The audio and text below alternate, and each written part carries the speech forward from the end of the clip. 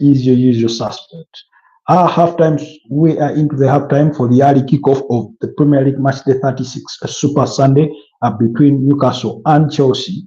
And there's a lot of talking points for us to discuss at halftime.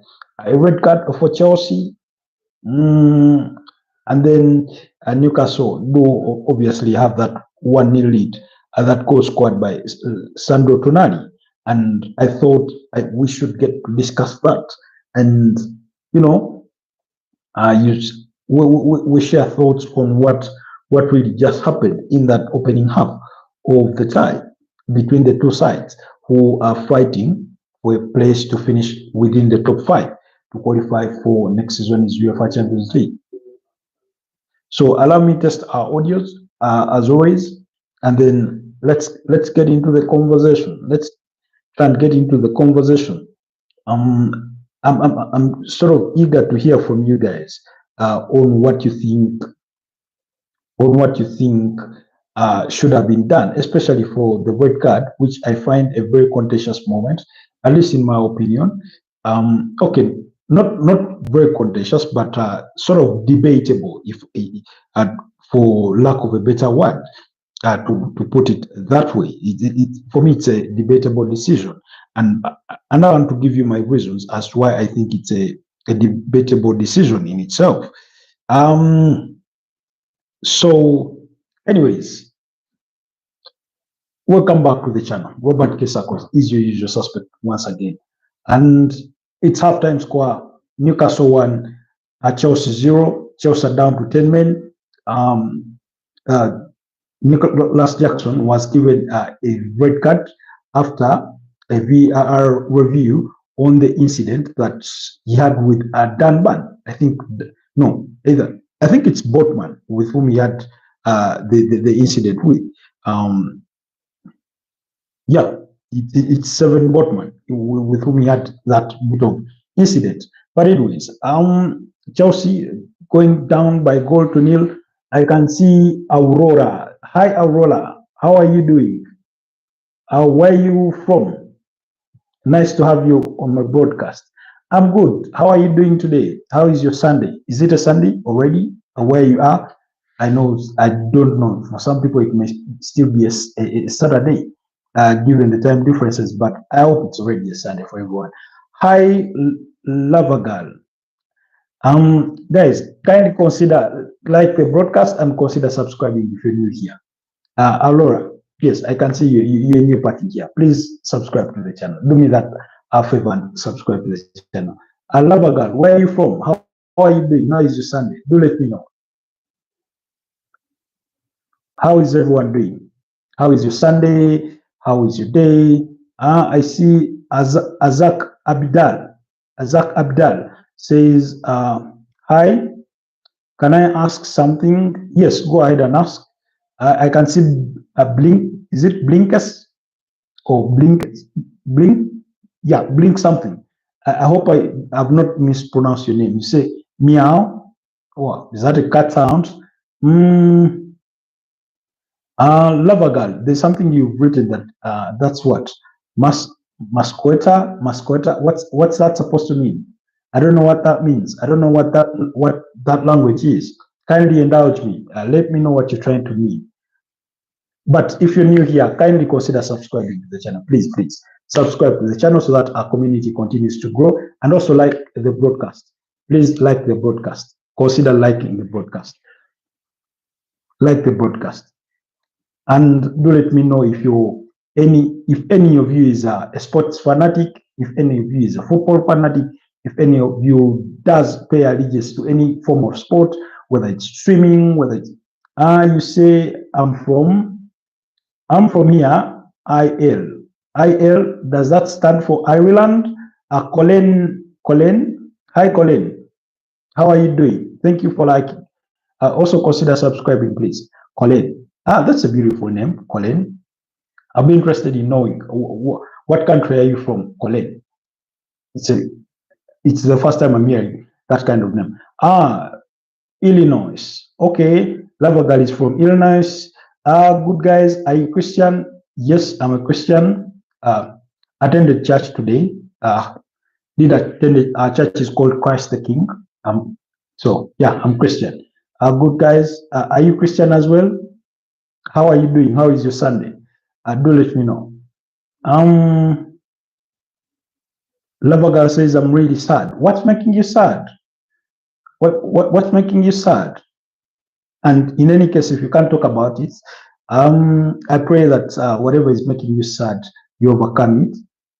Whether it's the loss of a loved one, whether it's an illness, whether it's just a situation in life, regardless, if you can find somebody to talk about it with, please go ahead.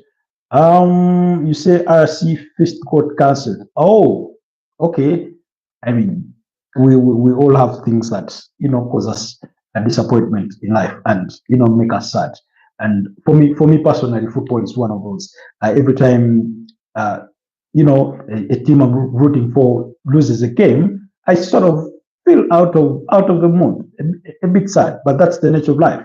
Azak Abdal asks, where are you from? I'm from Kampala, Uganda. That's in East Africa. So if you know about Africa, then the region is East Africa, then the country is called Uganda, then the capital is called Kampala. I wish you all, okay, was that message retracted, Colin? It had something to do with, I wish you all, I didn't get a chance to read this. If you don't mind, please retype it again. Please retype it again, Colin. And where's Aurora gone? And where is Lavagal? But anyway, guys, thank you for joining the podcast.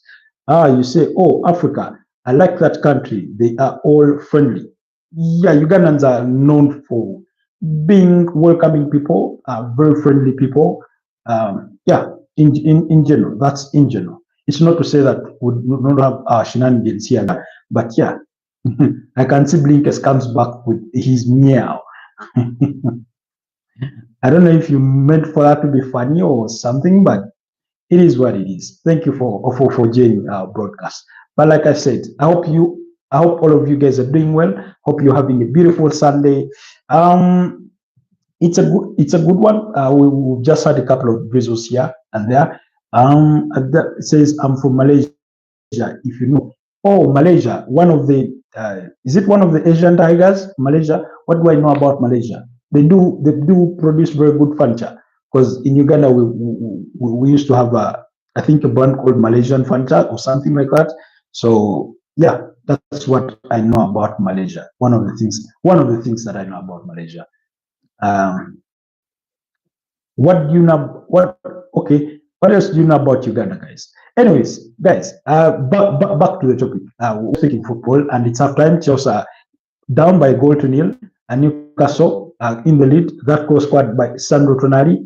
Then the assist being provided by Jacob Murphy.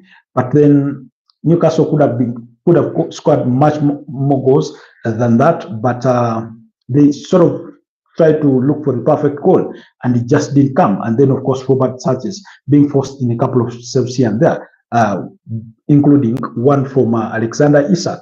But then the contentious decision was that red card. Not contentious as for the letter of the law, but you say, hey, all right, I want to go to shopping. Have a nice day. Okay, as Abdal, go do your shopping, but thank you. It was nice having you on the broadcast. I hope you've subscribed to the channel. That would be really, really much appreciated. But thank you so much for the time you've been with us, as brief as it may have been. You really, really well appreciated. So then, like I was saying, Nicolas Jackson goes with his elbow into Sven Botman. Referee sees it, hands a yellow card, which I thought you said already subscribed. Bye. Oh, thank you so much. Thank you so much, Azak. Have yourself a blessed rest of the day, really. So the referee sees the incident, awards a yellow card, which I thought was sufficient. And because I know it's a big game, two rivals, both sides trying to compete to get a slot in to finish in the top 5 and qualify for the next season is way for Champions League and that kind of thing. So Newcastle versus Chelsea is a big game by its own stature or by its own measure, both historically and by present times in all measures. So with that in mind, it's the kind of game that you expect a bit of shenanigans here and there between players and that kind of a thing, a bit of a rivalry, a bit of a nudge, something that gives you the feeling of a derby kind of game. But that's the expectation for me. And then when the referee is called to the monitor by the video assistant referees to review the incident, and which eventually ends with him quashing the yellow card and then giving Nicolas Jackson a red card. I mean, I found that a bit too harsh in itself. Now, please bear with me that to the letter of the law, the referee is right, and the video assistant referees maybe are well within their rights and guided by the law to send the referee to the monitor to review the incident. But usually what happens, or what we've observed over the couple of years, ever since the video assistant referee has been introduced, and ever since you can remember, replays have been introduced, it always looks worse than it was in actual time with the replay. It always looks worse in the replay than it was in the actual moment. Now, of course, Nicolas Jackson sees the flight of the ball, takes an eye at the defender, and takes an aim at the defender more than fight for the ball. That's what it appears like. And I mean, it's bad, it's stupid, you get, for the player. But given the caliber of the game, it's a physical game. Like I said, it's a lot is at stake. So such nonsense are bound to be there. Let's look back at the old game. Not that we want to bring everything that was in the old game back. You're saying, why Chelsea? I thought Chelsea is the best team that. I thought Chelsea is the best team. That's why I follow it. Yeah, Chelsea is arguably one of the best teams. They're out in the world. One of the best teams in England. I mean, they have what? 5 Premier League titles, 3 with Jose Mourinho, another with Antonio Conte, and another with Carlo Ancelotti. So 5 Premier League titles to their name. It's a big team. They have 2 UEFA Champions League titles in 2012 and in 2021. That was under Roberto Di Matteo, and then under Thomas Tuchel. And then, of course, we all know that they lost in the final of 2008 to Manchester United in Moscow. They have 2 UEFA Europa League titles in 2013 and in 2019. I think in 2013 they were beating up against Benfica by 2-1, and then in 2019 they were beating up against Arsenal by 4-1. So it's a big team, and that's why I'm saying, in the context and caliber of the game between the two sides, two historically big clubs in the UK fighting to finish within the top five. Yes, the referee ought to preside over the game by following the rules, the regulations. But there are decisions that, I mean, for me, in any way, by the letter of the law, it does look soft, because it's an help. It does look bad from Nicolas Jackson, and that cannot be taken away. But on the basis of the magnitude of the game, these are games in which you have those kinds of, fracases that you get, and you as a referee, you have to do the game management of it. Hold players' tempos down and what, give a warning. So I thought the yellow card was was sufficient. And by the way, but the referee giving the yellow card, he had seen the incident. He knew what had happened. He did not ignore the fact that the player that Nicolas Jackson elbowed Sven Botman. That he did not ignore, because that was a fact, and he took that in his mind before making the decision, and he gave a yellow card. So guys, I understand the second half is already back, and we are 3 minutes into the second half, but that's not to throw you off. Atino Livramento is down on the floor undergoing treatment. But I mean, I was having a chat with one of my acquaintances or online, Chelsea fans. He's called Tony Agaba, and I was saying, and this is what I told you. In all honesty, for the sake of football, just a yellow card was enough for Nicolas Jackson. Yes, the challenge was as stupid as they come, but VR didn't need to intervene. The caution was enough. That was my opinion. You get, and he responds by saying, I beg to disagree, sir. That was a red card. No intention whatsoever to get to the ball. He even looked before he came. He came for the elbow challenge. He knew exactly what he was doing. Red card for me. But yes, VAR and its slow motion exaggerates the situation, but it's a red card. I mean, for him, he says it's a red card, and that's what exactly I responded to him, that to the letter of the law is without a doubt. But at least we both agree that in slow motion, it always looks worse than it actually was. Such high-stake games are bound to have a few shenanigans, pretty much like a derby. And he comes back to say, that's true. I mean, he could have jumped at least if he meant to win the ball, but for him to do that, it's hard to defend him, man. Even VAR can be excused for him. Now, I'm not trying to defend Nicolas Jackson's actions or whatsoever. That's not what I'm trying to defend. But what I'm trying to defend is the whole context of a football match, of a game, that it's a physical game. It's a game that has tussles and here and there.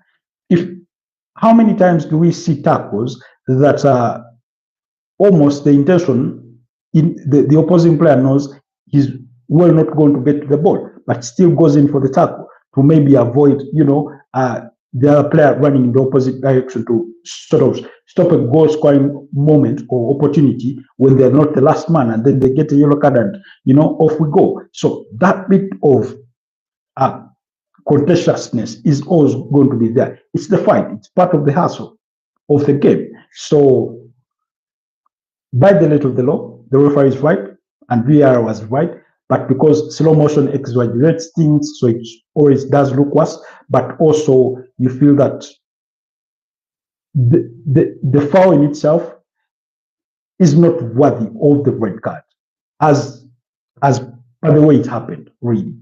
But the law is the law, and I have no qualms with those who will argue that it was a straight red card. It's not contentious, but I'm saying for the good of the game, going forward beyond this game, there are games you're going to. Tottenham versus Arsenal, that's a big game. It's a derby. Manchester City, Manchester United, Liverpool, those are big games. Today we have Liverpool, Arsenal. So those are games in which you expect the big games, high stakes, tempers are going to run high, emotions are going to run high, because the stakes for either teams are usually different. Sometimes it's the title, sometimes it's the fight for the top four, sometimes, it's the old rivalry that has no bearing on what the league table may look like, and that kind of thing. So when you put all those things in context, you get the feeling that that if it's going to be a red card in a game of that caliber, I mean, it absolutely has to be spot on. It can be where we even sit and indulge any form of debate that, oh, maybe yes, maybe not. Anyway, guys, let me let you go enjoy the second half. We'll be back here for full time. Do not forget, today we have the El Clasico at 5:15 p.m. That's East African time. That's for the kickoff, Barcelona versus Real Madrid. And then at 6:30 p.m. East African time, Liverpool versus Arsenal. Arsenal will have to accord Liverpool a guard of honor, something personally I do not appreciate, but it's because maybe I'm an Arsenal fan. So excuse me and bear with me on that.